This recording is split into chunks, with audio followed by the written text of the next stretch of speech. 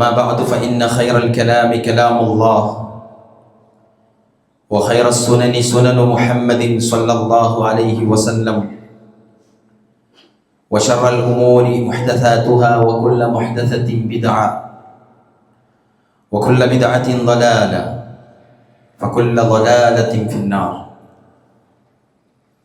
أيها الناس اتقوا الله عباد الله أوصيكم وإياي أولا بتقوى الله.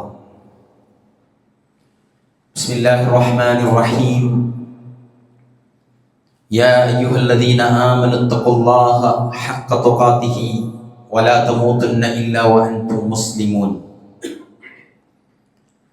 يا أيها الذين آمنوا اتقوا الله وقولوا قولا سديدا يصلح لكم أعمالكم ويغفر لكم ذنوبكم ومن يطع الله ورسوله فقد فاز فوزا عظيما. ألم أعهد إليكم يا بني آدم ألا تعبدوا الشيطان إنه لكم عدو مبين. ആദരണീയരായ സത്യവിശ്വാസികളെ, വിശ്വാസിനികളെ, പരമകാരുണികനും സ്രഷ്ടാവുമായ അള്ളാഹുവിനെ അനുസരിച്ചും ആരാധിച്ചും ജീവിക്കുവാനും അവൻ്റെ റസൂൽ മുഹമ്മദ് മുസ്തഫ സല്ലല്ലാഹു അലൈഹി വസല്ലമയുടെ ചര്യകളെ ജീവിതത്തിൽ യഥാവിധി പകർത്തിയും പാലിച്ചു അള്ളാഹുവിൻ്റെ സ്നേഹം ലഭിക്കുന്ന പടപ്പുകളിൽ പെടാൻ പരമാവധി പരിശ്രമിക്കണമേ എന്ന് എന്നോടും നിങ്ങളോടും വളരെ ആത്മാർത്ഥമായി ഉണർത്തുകയാണ്, വസിയത്ത് നൽകുകയാണ്. അത്തരുണത്തിൽ ജീവിതം ചിട്ടപ്പെടുത്താനും അവസാനം മഹ്ശറിൽ സന്തോഷപൂർവ്വം റബ്ബിനെ കണ്ടുമുട്ടാനുമുള്ള തൗഫീഖ് നൽകി അള്ളാഹു നമ്മെ എല്ലാവരെയും അനുഗ്രഹിക്കുമാറാവട്ടെ. സഹോദരങ്ങളെ, ദുൽഹിജ്ജ മാസത്തിലെ ഖുതുബകളിലും വായനകളിലുമെല്ലാം പിശാചിനെ ആരാധിക്കരുത് എന്ന് നമ്മൾ ഒരുപാട് മനസ്സിലാക്കിയിട്ടുള്ളതാണ്. ഇബ്രാഹിം നബി അലൈഹി സ്വലാത്തു വസ്സലാം തൻ്റെ പിതാവിനെ ഉപദേശിച്ച വാചകങ്ങളിൽ ശ്രദ്ധേയമായ വാചകമായിരുന്നു യാ അബത് ലാ തഅബുദു ശൈത്താൻ. പ്രിയ പിതാവെ, നിങ്ങൾ പിശാചിനെ ആരാധിക്കരുത്. ഇന്ന ശൈത്താന കാന ലിർറഹ്മാനി അസിയ്യ. നിശ്ചയമായും പിശാച് പരമകാരുണികനോട് അനുസരണമില്ലാത്തവനാണ്. പരിശുദ്ധ ഖുർആനിലെ സൂറത്തു യാസീനിൽ ഇതേപോലെ ഒരു ആയത്ത് പറയുന്നുണ്ട്. അലം ആഹദ് ഇലൈക്കും യാ ബനി ആദം. നിങ്ങൾക്ക് ഞാൻ ആജ്ഞാപനം നൽകിയില്ലേ? യാ ബനി ആദം, ആദമിന്റെ മക്കളെ, അല്ലാ തഅബുദു ശൈത്താൻ, നിങ്ങൾ പിശാചിനെ ആരാധിക്കരുത്. ഇന്നഹു ലക്കും അദുവ്വുൻ മുബീൻ. നിശ്ചയം അവൻ നിങ്ങൾക്ക് പ്രത്യക്ഷ ശത്രുവാണ് എന്നാണ് ഖുർആൻ പറയുന്നത്. നമുക്കെല്ലാവർക്കും സുപരിചിതമായ ബൈഹാർട്ടുള്ള ആയത്താണ് സൂറത്ത് യാസീനിലെ ആയത്ത്. പരിശുദ്ധ ഖുർആനിലെ സൂറത്ത് ബഖറയിൽ പറയുന്നത് യാ അയ്യുഹന്നാസ്, മനുഷ്യരെ, കുലൂ മിമ്മാ ഫിൽ അർദി ഹലാലൻ തയ്യിബ. നിങ്ങൾ ഭൂമിയിലുള്ളതിൽ അനുവദനീയവും വിശിഷ്ടവുമായത് കഴിക്കുക, ഭക്ഷിക്കുക. എന്നിട്ട് പറഞ്ഞു വലാ തത്തബിഉ ഖുതുവാതി ശൈത്താൻ. നിങ്ങൾ ഒരിക്കലും പിശാചിന്റെ കാലടികളെ പിന്തുടരുക. തത്തബിഉ വലാ തത്തബിഉ ഖുതുവാതി ശൈത്താൻ ഇന്നഹു ലക്കും അദുവ്വുൻ മുബീൻ. നിങ്ങൾക്ക് അവൻ പ്രത്യക്ഷ ശത്രുവാണ്. നമ്മളുടെ ഇന്നത്തെ ഖുതുബ അതാണ്, ഖുതുവാതി ശൈത്താൻ, പിശാചിന്റെ കാലടികളെ പിന്തുടരുന്ന അവസ്ഥ. അല്ലാഹു സുബ്ഹാനഹു വ തആലയുടെ മഹത്തായ തൗഫീഖിനാൽ തൗഹീദ് എന്താണെന്നും അവിടെ പിശാച് എങ്ങനെ പണിയെടുക്കുമെന്നും അവിടെ എത്രത്തോളം കരുതൽ വേണമെന്നും ഒക്കെ നമ്മൾ മനസ്സിലാക്കിയിട്ടുള്ളത്. പ്രിയപ്പെട്ട സഹോദരങ്ങളെ, പിശാച് നമ്മുടെ പിന്നാലെ പിന്തുടരുന്നുണ്ട്. അത് അള്ളാഹുവിനോട് പിശാച് വെല്ലുവിളിച്ചു പറഞ്ഞ വാക്ക്, നിന്റെ അടിമകളെ ഞാൻ വഴിപിഴപ്പിക്കുക തന്നെ ചെയ്യുമെന്ന്. അല്ലാഹു സുബ്ഹാനഹു വ തആല പറഞ്ഞത് സത്യവിശ്വാസികളായ മുഖ്ലിസുകളായ മുഅ്മിനുകളായ മുത്തഖികളായ ആളെ നിനക്കൊന്നും ചെയ്യാൻ പറ്റില്ല എന്ന്. സഹോദരങ്ങളെ, എന്നിരുന്നാലും വിശ്വാസപരമായ ദൃഢതകളൊക്കെ നമുക്കുണ്ടെങ്കിലും, ശ്രദ്ധിക്കുന്നതാണെങ്കിലും വായിക്കുന്നതാണെങ്കിലും കേൾക്കുന്നതാണെങ്കിലും ഒക്കെയും പലപ്പോഴും നമ്മളെല്ലാവരും ശ്രദ്ധിക്കേണ്ട ഒരു കാര്യമാണ്, പിശാച് ഒരുപാട് കുഴികൾ, പട്ടുകുഴികൾ നമ്മുടെ ജീവിതത്തിന്റെ ചുറ്റുഭാഗത്തും കുഴിച്ചു വെച്ചിട്ടുണ്ട്. നമ്മളെ വീഴ്ത്താൻ, നമ്മളെ പരാജയപ്പെടുത്താൻ, സ്വർഗം കാക്ഷിച്ച് ജീവിക്കാൻ തീരുമാനിച്ച, നന്മകളുടെ വാതായനങ്ങൾ തുറന്നുകൊണ്ട് അള്ളാഹു ഇഷ്ടപ്പെടുന്ന അടിമകളാകണമെന്ന് വിചാരിച്ച് തീരുമാനിച്ച മനുഷ്യനും ആ തീരുമാനിച്ചിറങ്ങുന്ന അടുത്ത സെക്കൻഡിൽ അവനെ വീഴ്ത്താനുള്ള പണി പിശാച് എടുത്തു വെക്കുമെന്ന് പണ്ഡിതന്മാരത് സവിസ്തരം പ്രഖ്യാപിച്ചിട്ടുണ്ട്. മഹാനായ പ്രവാചകൻ മുഹമ്മദ് റസൂലുള്ളാഹി സ്വല്ലല്ലാഹു അലൈഹി വസല്ലം അദ്ദേഹം പഠിപ്പിക്കുന്നുണ്ട്, പിശാച് മനുഷ്യരെ വീഴ്ത്തുന്ന, അള്ളാഹുവിന്റെ അടിമകളായ സത്യവിശ്വാസികളെ വീഴ്ത്തുന്ന 7 കുഴികളെ പറ്റിയിട്ട്, ആ 7 കുഴികളെ പറ്റി പ്രിയപ്പെട്ടവരെ, ആ 7 ഗർത്തങ്ങളെ പറ്റി, ആ 7 വഴികളെ പറ്റി, ആ 7 അപകടങ്ങളെ പറ്റി മനസ്സിലാക്കി വെക്കുക എന്നത് വിശ്വാസികളെ സംബന്ധിച്ചിടത്തോളം വളരെ നിർബന്ധമുള്ള കാര്യമാണ്.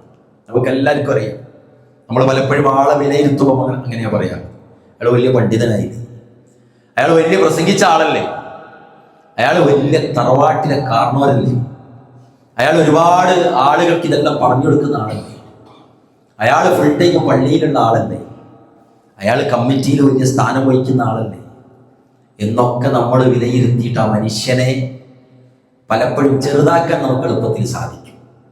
പക്ഷെ ഏത് കൊലക്കൊമ്പനെയും വീഴ്ത്താനുള്ള ശക്തി പിശാചിനുണ്ട് എന്ന് ആ സമയത്ത് നമ്മൾ ആരും ഓർക്കാറില്ല. ഏത് വലിയ യൂനുസ് അലൈഹിസ്സലാത്തു വസ്സലാം പ്രബോധനത്തിനായിട്ട് ഇറങ്ങി, തന്റെ സമൂഹം തന്നെ ശ്രദ്ധിക്കുന്നില്ല, തന്നെ പരിഗണിക്കുന്നില്ല എന്ന് കണ്ടപ്പോൾ ഒന്ന് ചൊടിച്ചതാണ്, ഒരു ചെറിയ വിരക്തി കാണിച്ചതാണ്. ആ വിരക്തി കാണിച്ച സമൂഹത്തിൽ നിന്ന് പുറകോട്ട് നടക്കുമ്പോഴേക്കും അള്ളാഹു വലിയൊരു പരീക്ഷണം അദ്ദേഹത്തിന് കൊടുത്തത് നമ്മൾ വായിച്ചിട്ടുണ്ട്. റസൂലുള്ളാഹി സ്വല്ലല്ലാഹു അലൈഹി വസല്ലം നിലപാടുകൾ എടുക്കുമ്പോൾ പോലും ചെറിയൊരു ലെവലേശം ഒന്ന് മാറിയത്. പ്രമാണികളായ കച്ചവടക്കാരോടൊപ്പം ഇരിക്കുന്ന സമയത്ത് അന്ധനായ അബ്ദുല്ലാഹി ഇബ്നു ഉമ്മ മക്തൂം വന്ന് റസൂലുള്ളാഹിനോട് വല്ലതും പറഞ്ഞു തരണേ, വല്ലതും പഠിപ്പിച്ചു തരണേ, ഇന്ന സംശയം തീർക്കണേ എന്ന് വിചാരിച്ച് റസൂലുള്ളാഹിന്റെ അടുക്കിലേക്ക് വന്നപ്പോൾ അള്ളാന്റെ റസൂല് ആ പ്രമാണികളോടൊപ്പമുള്ള സംസാരത്തിനിടയിൽ അബ്ദുല്ലാഹി ഇബ്നു ഉമ്മ മക്തൂമിനെ ഒന്ന് പരിഗണിക്കാൻ ഒരല്പം ഒന്ന് ശ്രദ്ധ കുറഞ്ഞപ്പോഴാണ് ആയത്ത് വരുന്നത്, മുഖം തിരിച്ചു കളഞ്ഞുവല്ലേ നബിയെ. ആ ആയത്തിറങ്ങിയത് ആ സന്ദർഭത്തിലാണ്. റസൂലുള്ളാഹി സ്വല്ലല്ലാഹു അലൈഹി വസല്ലം പറയുന്നുണ്ട്, പിന്നീട് സദസ്സിലേക്ക് സഹാബാക്കൾ പറയുന്നു, സദസ്സിലേക്ക് അബ്ദുല്ലാഹി ഇബ്നു ഉമ്മ മക്തൂം കടന്നു വരുമ്പോൾ, അള്ളാഹു എന്നെ ഗുണദോഷിച്ച മനുഷ്യ, താങ്കൾക്ക് സ്വാഗതം എന്ന് പറഞ്ഞ് തന്റെ തട്ടമെടുത്ത് വിരിച്ച് അദ്ദേഹത്തിന് സ്വാഗതം ചെയ്യുവാനുണ്ടായിരുന്നു റസൂലുള്ളാഹി. എന്ന് പറഞ്ഞാൽ ഏത് മനുഷ്യനെയും എല്ലാ നിലക്കും വഴിതിരിച്ചു വിടാൻ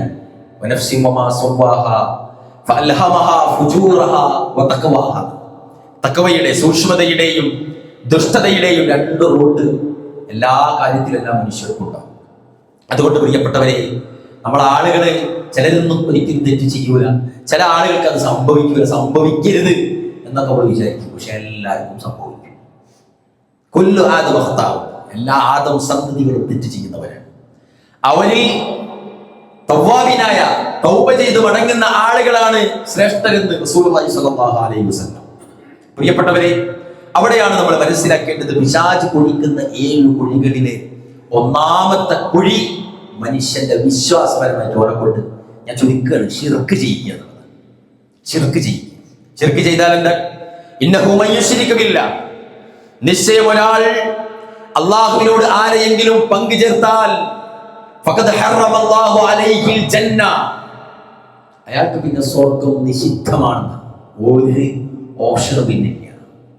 ആ മനുഷ്യനുണ്ടല്ലോ, ഈ ശിർക്ക് ചെയ്ത മനുഷ്യന്റെ മകൻ പ്രവാചകനാണെങ്കിൽ വരെ അയാൾക്ക് നരകമായിരിക്കും. നമ്മൾ കേട്ടതാണ് ഇബ്രാഹിം നബി അലൈഹി സ്വലാത്തു വസ്സലാം ഉദാഹരണം. ആ ചെയ്ത ആളുടെ പിതാവ് പ്രവാചകനാണെങ്കിൽ പോലും നൂഹ് നബി അലൈഹി സ്വലാത്തു വസ്സലാമിന്റെ മകന്റെ ചരിത്രത്തിൽ നമ്മൾ കേട്ടതാണ്. ആ ശിർക്ക് ചെയ്ത ആളുടെ ഭാര്യ ആ ശിർക്ക് ചെയ്ത ആളുടെ ഭർത്താവ് പ്രവാചകനാണെങ്കിലും രക്ഷപ്പെടൂല നൂഹ് നബി അലൈഹി സ്വലാത്തു വസ്സലാമിന്റെ ചരിത്രത്തിൽ. പ്രിയപ്പെട്ടവരെ, എന്ന് പറഞ്ഞാൽ ആ ആൾക്ക് സ്വർഗം നിഷിദ്ധമാണെന്ന് ഖുർആനിലൂടെ അള്ളാഹുവിന്റെ പ്രഖ്യാപനമാണ്.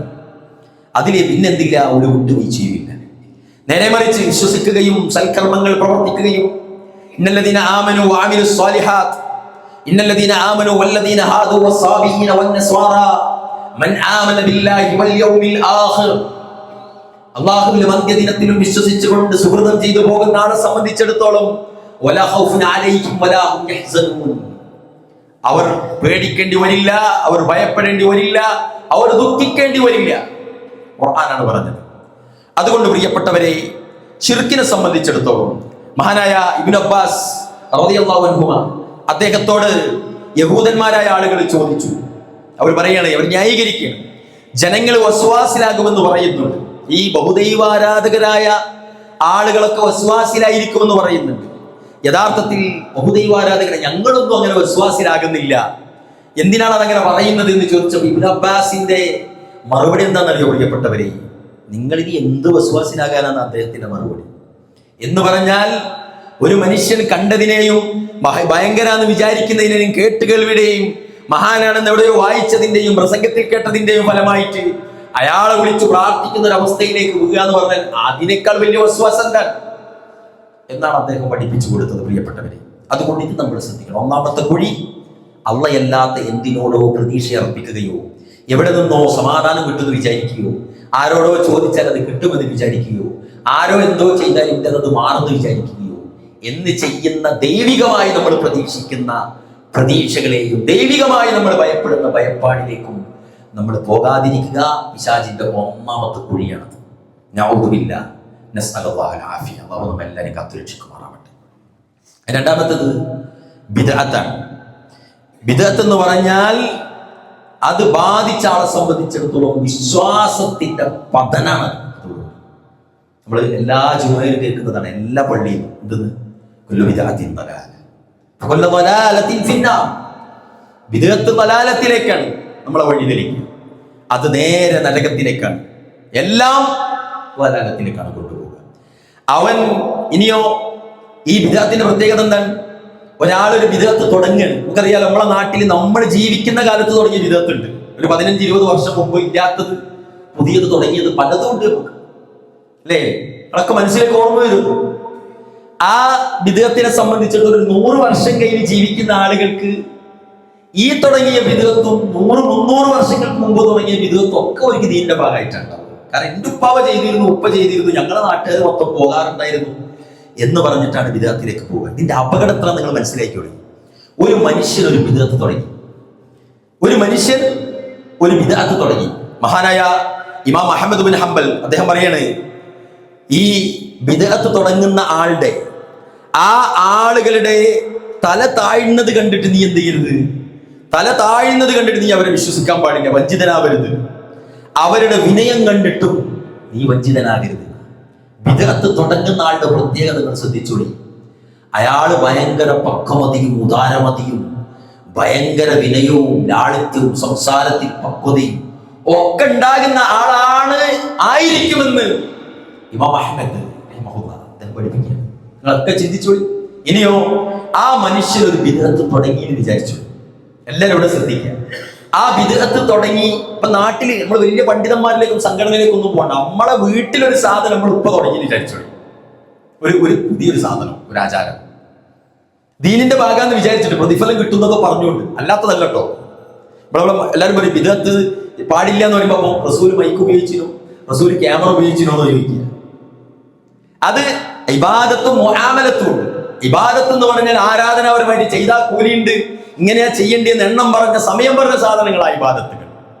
മുആമലാത്ത് എന്ന് പറഞ്ഞാൽ എന്താ? പുള്ളിക്കുപ്പായിട്ടാലും വെള്ളക്കുപ്പായിട്ടാലും ഫുൾക്കൈ ഇട്ടാലും പ്രത്യേക പ്രതിഫലം എവിടെയും രേഖപ്പെടുത്തിയിട്ടില്ല. മൈക്ക് ഉപയോഗിച്ചാലും ഇല്ലെങ്കിലും രേഖപ്പെടുത്തിയിട്ടില്ല. അതാണ് മുആമലാത്ത്. മനസ്സിലായില്ലേ? ഒരാൾ ടൗണിൽ ഷോപ്പ് തുറന്നാലും ഗ്രാമപ്രദേശത്ത് ഷോപ്പ് തുറന്നാലും വ്യത്യസ്ത കൂലിയാന്ന് പറഞ്ഞിട്ടുണ്ടോ? ഇല്ല. അതൊക്കെയാണ് മുആമലാത്ത്. അപ്പൊ അതുകൊണ്ട് റസൂൽ സ്റ്റേജ് കെട്ടിനോ, റസൂൽ ലിഫ്റ്റ് ഉപയോഗിച്ചിനോ, റസൂൽ വിമാനത്തിൽ പോയിനോ എന്ന് ചോദിച്ചാൽ അപകടം. അതുകൊണ്ടാണ് പ്രിയപ്പെട്ടവർ, ഇങ്ങനെയുള്ള ആളുകളുടെ മുഖത്തടിക്കാനാണ് ഖുർആനിൽ വാഹനങ്ങൾക്ക് സിയാറ, സയ്യാറ എന്ന് കൊടുത്തത്. സുബ്ഹാനല്ലാഹ്, 1444 വർഷങ്ങൾക്ക് മുമ്പ് ഒട്ടകപ്പുറത്ത് പോയ ഒട്ടകത്തെ സയ്യാറ എന്ന് ഖുർആനിൽ. ഇന്ന് നമ്മൾ ഉപയോഗിക്കുന്ന BMW കാറിന് നമ്മൾ പറയുന്നതും സയ്യാറ എന്ന്. സുബ്ഹാനല്ലാഹ്, നിങ്ങൾ ആലോചിച്ചു. എന്ന് പറഞ്ഞാൽ എന്നിട്ട് ഇങ്ങനെ ബിദ്അത്ത് തുടങ്ങിയിട്ട് അയാള് ആ ബിദ്അത്ത് നിർത്തി എന്ന് വിചാരിച്ചു. ഒരു തുടങ്ങിയ ആൾ അയാൾ നിർത്തി, അയാൾ തൗബ ചെയ്ത് അയാൾ മടങ്ങി. പക്ഷേ ആ ബിദ്അത്ത് കണ്ട് പഠിച്ച ചില നാട്ടുകാർ ആ ബിദ്അത്ത് വീണ്ടും ചെയ്യാൻ തുടങ്ങി. ഇയാൾ തൗബയിൽ മടങ്ങിയിട്ട് കിട്ടും, പക്ഷെ അവരത് നിലനിർത്തി. ഇയാൾ രക്ഷപ്പെടൂല എന്നാണ്. സുബ്ഹാനല്ലാഹ്, അള്ളാഹു കാത്തു രക്ഷിക്കുമാറാവട്ടെ. ഈ ബിദ്അത്ത് തുടങ്ങിയ ആള് തൗബ ചെയ്ത് മടങ്ങി നന്നായാലും ഇനിയോ മറ്റൊരു വാക്ക് പറയുകയാണ് പണ്ഡിതന്മാർ. ഒരു മനുഷ്യൻ ലോകത്തുള്ള മുഴുവൻ ജനങ്ങളുടെയും മുഴുവൻ ആളുകളെയും തൗഹീദിലേക്ക് എത്തിച്ചു, വലാലത്തിൽ നിന്ന് രക്ഷപ്പെടുത്തി. ഒരൊറ്റ ആൾക്ക് അയാൾ ബിദ്അത്ത് പഠിപ്പിച്ചു കൊടുത്തു, ഒറ്റ ആൾക്ക്. അതിന്റെ പേരിൽ ഇയാൾ നരകത്തിൽ പോകുന്ന. ചിന്തിച്ചു, എല്ലാരെയും രക്ഷപ്പെടുത്തിയിട്ട് ഒരൊറ്റ മനുഷ്യന്റെ ഒരാൾ ബിദ്അത്ത് പഠിപ്പിച്ചു കൊടുത്തു. ആ കാരണത്താൽ ഇയാൾ നരകത്തിൽ പ്രവേശിക്കേണ്ടി, നരകം രുചിക്കേണ്ടി വരുന്ന. അപ്പൊ പ്രിയപ്പെട്ടവരെ, ബിദ്അത്തിന്റെ അപകടങ്ങൾ ശ്രദ്ധിച്ചു നോക്കി. ഒരു പ്രത്യേക സാഹചര്യത്തിൽ ഒരു കൂട്ടര് തുടങ്ങി, പലരും അത് കണ്ടു, പലരും വന്നു, മനസ്സിലാക്കി. അതുപോലെ അവരെ നാട്ടിലൊക്കെ തുടങ്ങിയ ആള് പിന്നീട് ബിദ്അത്തൊക്കെ നിർത്തിയിട്ട് നല്ലൊരു ആദർശത്തിലേക്ക് മാറി എന്ന് വിചാരിച്ചു. എങ്കിൽ പോലും അയാൾ രക്ഷപ്പെടില്ല എന്ന നരകത്ത്. അതുകൊണ്ട് ബിദ്അത്ത് എന്ന പടുകുഴിയിലേക്ക് പിശാച് നമ്മളെ തളിച്ചു. നിങ്ങളെല്ലാവരും സൂക്ഷിക്കുക. അതിന്റെ മാധുര്യം തന്നെയായി. ബിദ്അത്തിന്റെ പ്രത്യേകത എന്താണ്? ഹറാമുകൾക്കൊരു എന്താ പറയുക, അടയാളം ഉണ്ട്. എന്താണ്? ഒന്ന് ചെയ്യുന്നവർക്ക് പോലും ഒരു കുറ്റബോധം ഉണ്ടാവും. ആരും കാണരുത് എന്ന് വിചാരിക്കും. പരസ്യമാകുന്നത് അവൻ ഭയപ്പെടും. ചെയ്യുന്ന സമയത്ത് അവൻ ബേജാറുണ്ടാകും. ഇതൊക്കെ ഹറാമിന്റെ പ്രത്യേകതയാണ്. ബിദ്അത്തോ ഹറാമിനേക്കാളും ഡേഞ്ചറാണ്. ബിദ്അത്തിന്റെ വിശേഷം എന്താണ്? ബിദ്അത്ത് ചെയ്യുമ്പോൾ നല്ല സുഖാനുഭൂതി ഉണ്ടാകുക. ആളുകൾ കൂടുതൽ അറിയട്ടെ എന്ന് വിചാരിക്കുക. നിങ്ങൾ നോക്കി നോക്ക്, ഫർളുകളായ ഇബാദത്തുകളായ ആരാധനകൾക്കാരും 10,000-കണക്കിന് പോസ്റ്ററുകൾ അടിച്ച് നിരത്താറില്ല. ഉണ്ടോ? നാളെ ഈദ് നിസ്കാരം 7:15 എത്ര പോസ്റ്റർ അടിക്കാറുണ്ട് അതുള്ളവർ? എന്നാൽ ബിദ്അത്തായ ഒരു പരിപാടിക്ക് എത്ര പോസ്റ്റർ അടിക്കാനുള്ള ആവേശം ഉണ്ടാവും? വലിയ എക്സാമ്പിൾ ആണ്. അതിന് ഭയങ്കര ആവേശം. ദീനിലില്ലാത്ത കാര്യത്തിന് ആൾക്കൂട്ടങ്ങൾ വരും.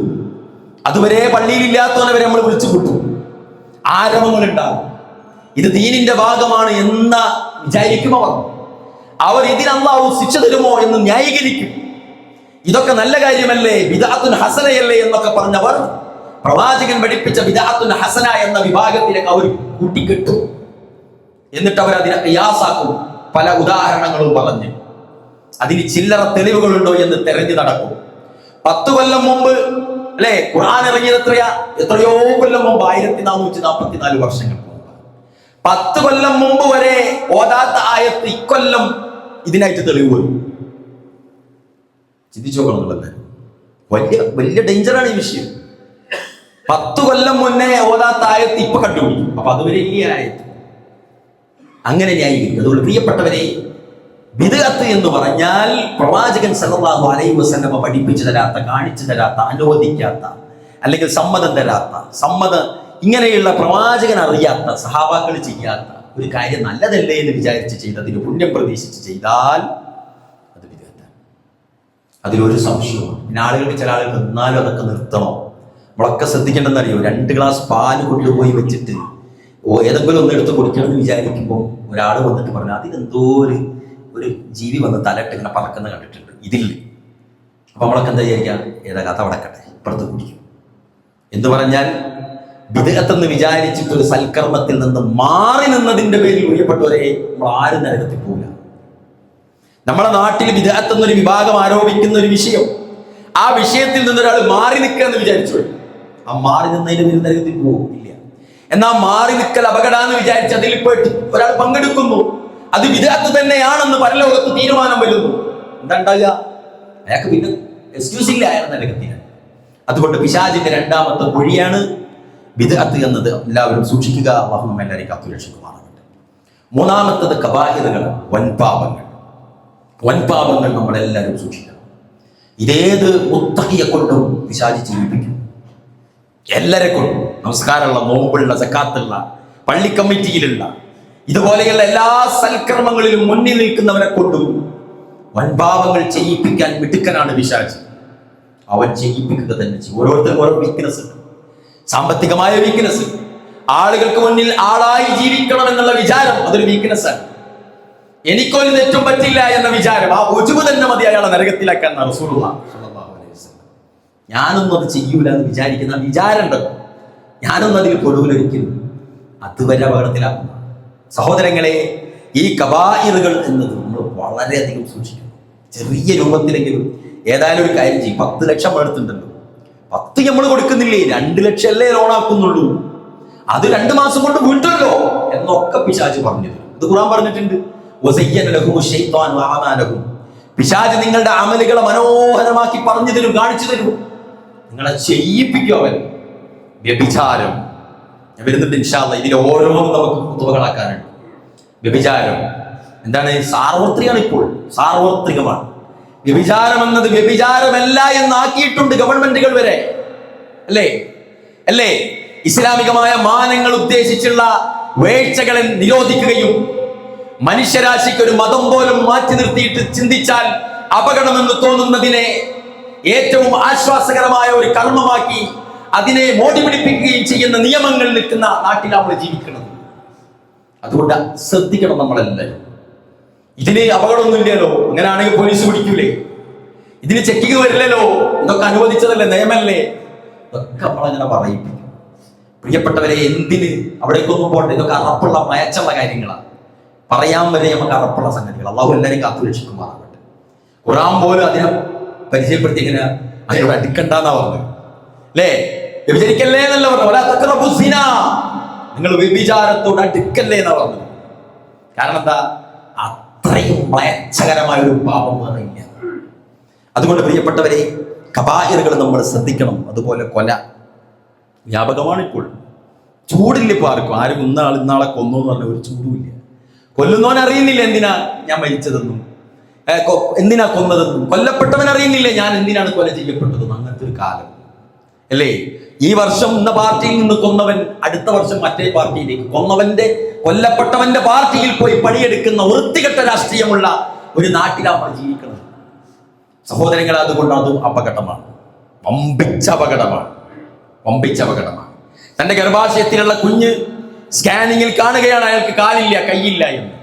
എന്നിട്ട് ആരോരും അറിയാതെ അതിന് അബോർഷൻ എന്ന ഓമന പേരിട്ട് കൊല ചെയ്യുകയും, എന്നിട്ട് അള്ളാഹുവിൽ തഖ്വ ചെയ്ത് ന്യൂനതകളോ ഭിന്നശേഷിയോ ആയി ജീവിക്കുന്ന ഒരു കുട്ടിയെ പോറ്റി വളർത്തുന്ന രക്ഷിതാവിനെ പോയി സഹായിക്കുകയും ചെയ്യുന്ന വൃത്തികെട്ട സെലിബ്രിറ്റികൾ ജീവിക്കുന്ന നാട്ടിൽ നമ്മൾ ജീവിക്കുന്നത്, അല്ലേ? ഓർക്കെന്താ ഇങ്ങനത്തെ ഒന്നിനെ പള്ളയിൽ അള്ള തന്നിട്ടില്ലായിരുന്നോ?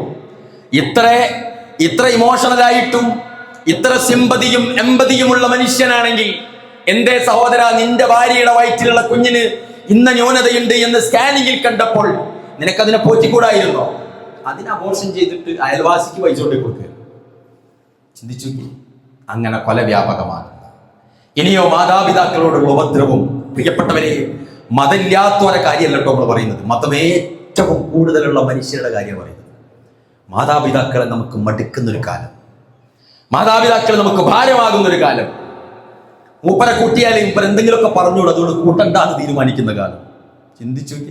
മൂപ്പരെ കൂട്ടിയാൽ എന്റെ വണ്ടിയിൽ നജസാകും, അതുകൊണ്ട് മൂപ്പര് വേണ്ടാന്ന് തീരുമാനിക്കുന്ന കാലം. ഈ കബായിറുകളിലേക്ക് അല്ലാഹുവിന്റെ ഏറ്റവും വലിയ മുഖ്യ ശത്രു എന്ന് പരിചയപ്പെടുത്തിയ പിശാച് പ്രിയപ്പെട്ടവരെ നമ്മളെ വഴി നടത്തും. നമ്മളെല്ലാവരും സൂക്ഷിക്കണം. ഇൻഷാ അല്ലാഹ് ഓരോ പാപങ്ങളെ പറ്റിയും നമുക്ക് എല്ലാവർക്കും ഒരുപാട് പഠിക്കാനുണ്ട്. അള്ളാഹു നമുക്ക് എല്ലാവർക്കും തൗഫീഖ് നൽകുമാറാവട്ടെ.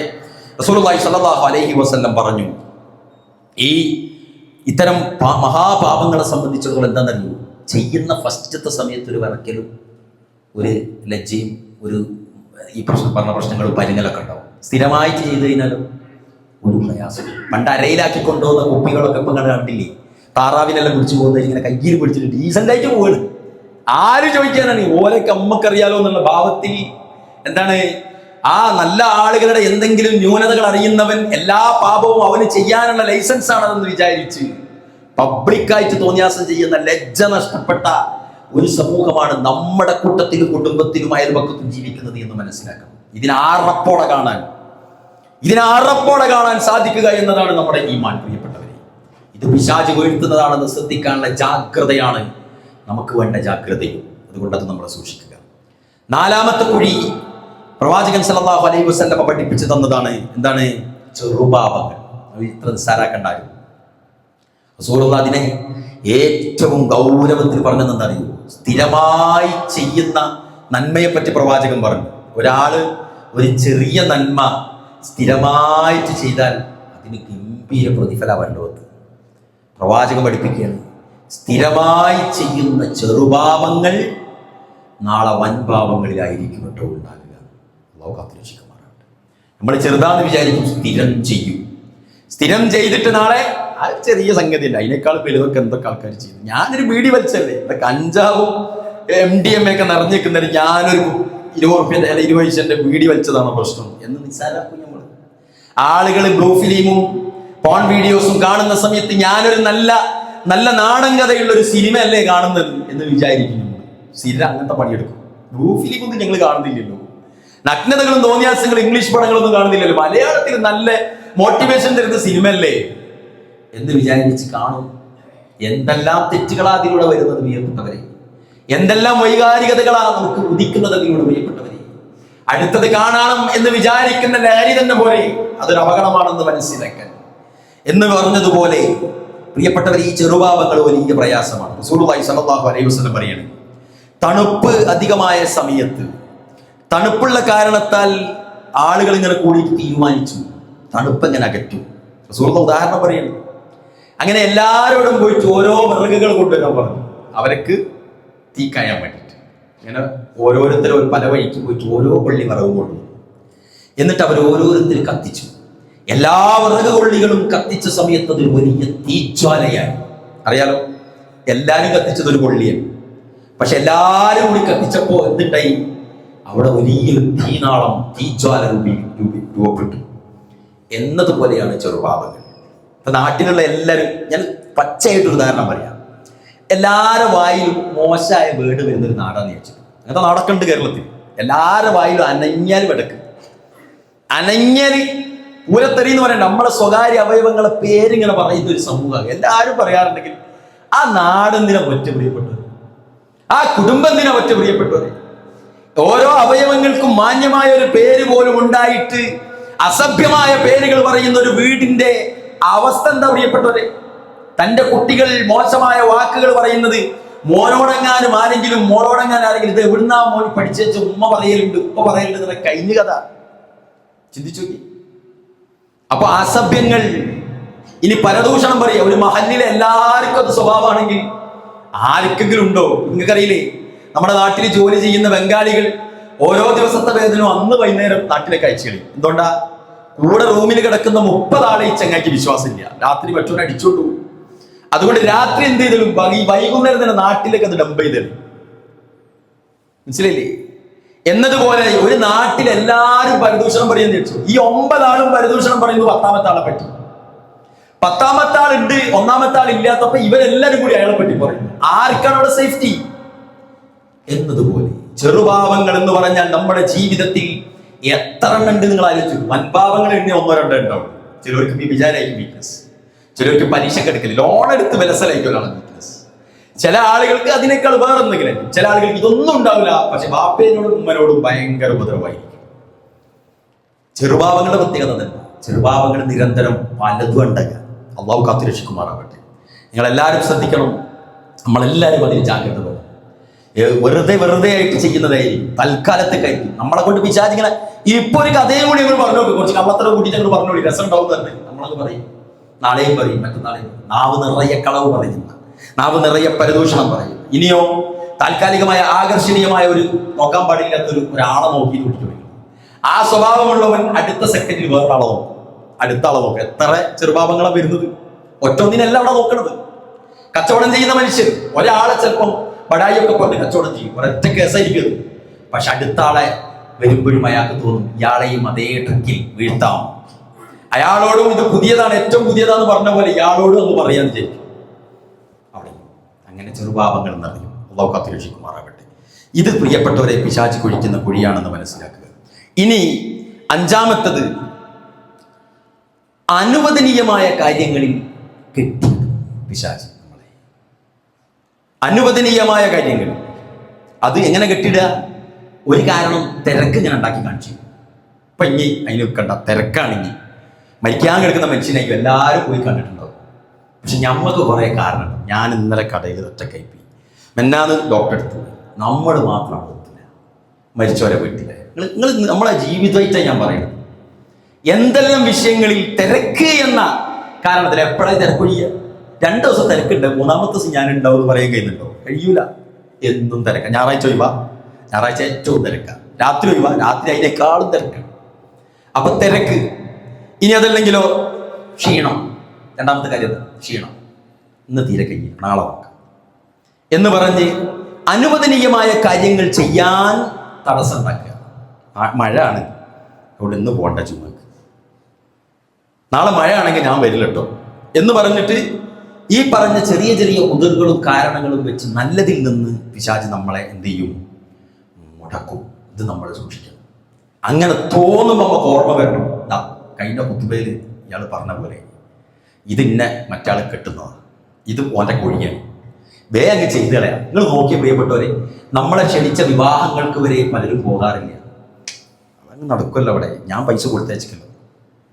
ചിന്തിച്ചു നോക്ക് പ്രിയപ്പെട്ടവരെ, യഥാർത്ഥത്തിൽ എന്താ സംഭവിക്കുന്നത്? കഴിയാതെ വീട്ടിലിരുന്ന് കുറെ റീൽസ് കണ്ടോ, TV കണ്ടോ, ആകെ ബോഡിയൊക്കെ ആകെ തയവാനായി നിൽക്കുന്ന എണീറ്റ് പോകാൻ മടിയായി. അതേ സെക്കൻഡിൽ, അതേ നിമിഷത്തിൽ അവന്റെ വീട്ടിലെ ഒരാൾ വീണ് എല്ലുപൊട്ടി ചോര വന്ന് കൊണ്ടുപോയി ഹോസ്പിറ്റലിൽ കൊണ്ടുപോയി. അവിടുന്ന് അടുത്ത ഹോസ്പിറ്റലിൽ കൊണ്ടുപോയി ഓപ്പറേഷൻ ചെയ്ത് 10, 24, 48 മണിക്കൂറോളം എടുക്കേണ്ട പണിയിൽ നമ്മൾ സജീവായിരിക്കും. അപ്പൊ തിരക്കൂല്ല, ഉറക്കമില്ല. മനസ്സിലായില്ലേ? ചാടി എണീക്കും. നമ്മളെ കുഞ്ഞനും കൂടിയാണെങ്കിലോ ഒന്നും നോക്കണ്ട. അപ്പം നിരുത്തരവാദിത്വമാണ് പലതും. ഇവിടെ മാത്രമല്ല ഉത്തരവാദിത്വം, അവിടെയും ഉത്തരവാദിത്വമുണ്ട്. അതുകൊണ്ട് അനുവദനീയമായ കാര്യങ്ങളിൽ നമ്മളെ തടയപ്പെടുന്ന സിറ്റുവേഷൻ, സാഹചര്യം നിർമ്മിക്കുന്നത് പിശാചാണ്. ഇത് നമ്മൾ ജാഗ്രതയോടെ കാണണം. ഇനിയുള്ള 2-3 മാസങ്ങൾ മഴക്കാലമാണ്. അതുകൊണ്ട് തന്നെ മടി എന്ന സാധനവുമായിട്ട് അവൻ വരും. മനസ്സിലായില്ലേ? വെറുതെ ഇറങ്ങണ്ട, പഞ്ചികളെ കിട്ടോ എന്ന് പറഞ്ഞ് നമ്മൾ പോകില്ല.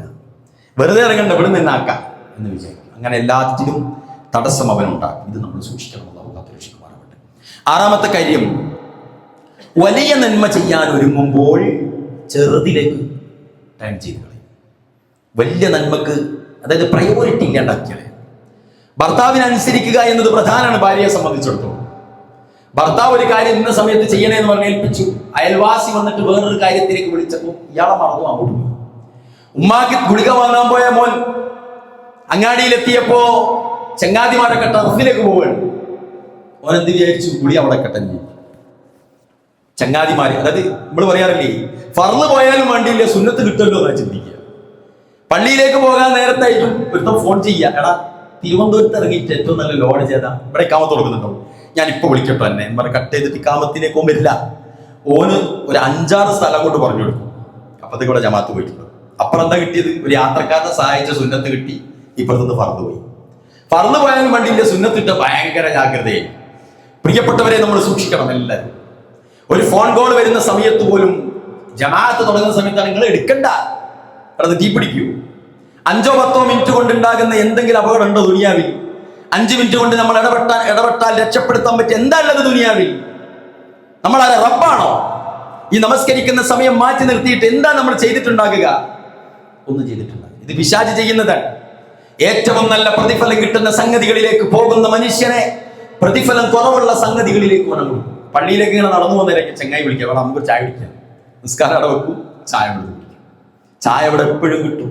ഓനോട് ഒരു 5 മിനിറ്റ് കാത്തിക്ക്, അല്ലെങ്കിൽ നമുക്കൊന്ന് പള്ളിയിൽ പോയിട്ട് വരാം എന്ന് പറഞ്ഞാൽ അവിടെ ജമാഅത്ത് കിട്ടും. ഏറ്റവും വലിയ അമൽ അവിടെ മാറ്റി നിർത്തിയിട്ട് ഏറ്റവും ചെറുതിലേക്ക് നമ്മൾ പോകും. ഇത് പിശാചിന്റെ കുഴിയാണെന്ന് മനസ്സിലാക്കുക. അള്ളാഹു നമ്മെ എല്ലാവരും കാത്തുരക്ഷിക്കുമാറാവട്ടെ.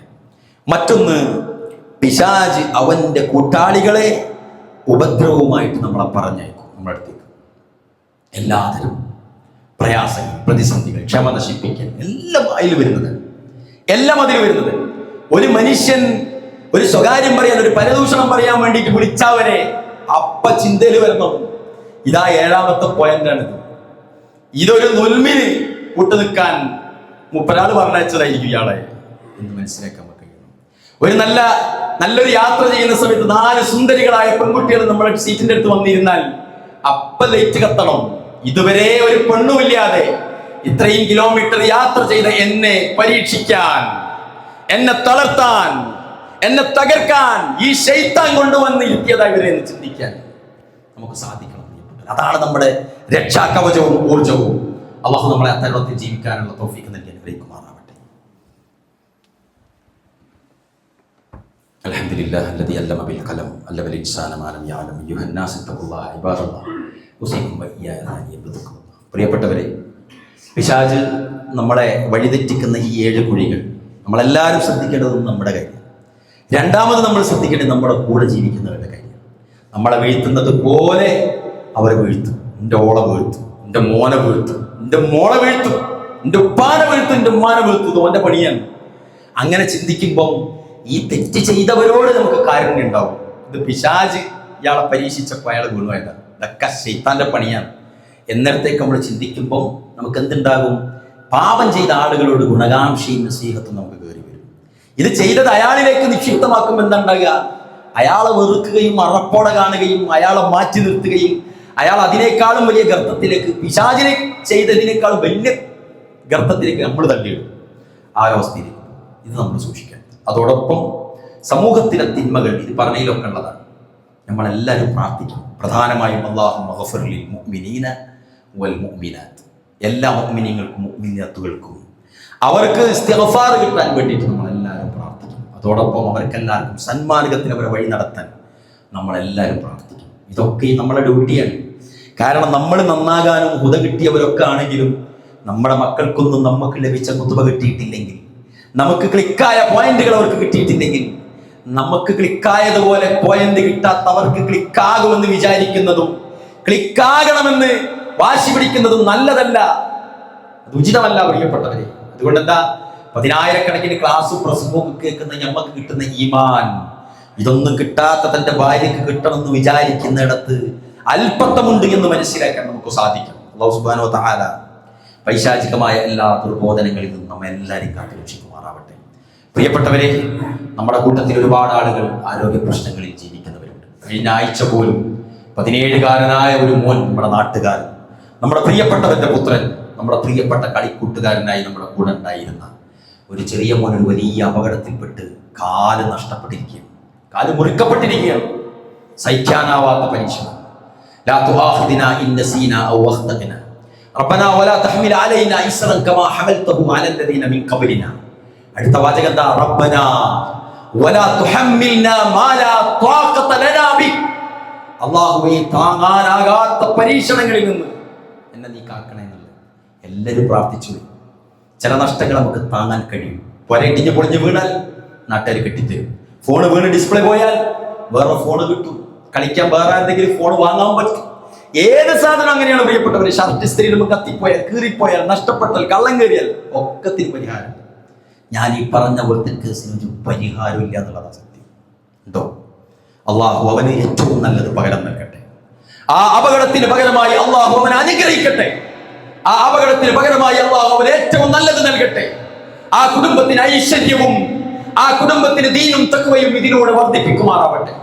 ഇഹലോകത്തും പരലോകത്തും അവർക്ക് സുഹൃതങ്ങൾ കാട്ടി ജീവിക്കാൻ, വിജയിക്കാൻ അള്ളാഹു അവരെ സഹായിക്കുമാറാവട്ടെ. എല്ലാ അപകടങ്ങളിൽ നിന്നും, മാരക രോഗങ്ങളിൽ നിന്നും നമ്മുടെ പ്രിയപ്പെട്ട മക്കളെ, വിദ്യാർത്ഥിനികളെ അള്ളാഹു കാത്തുരക്ഷിക്കുമാറാവട്ടെ.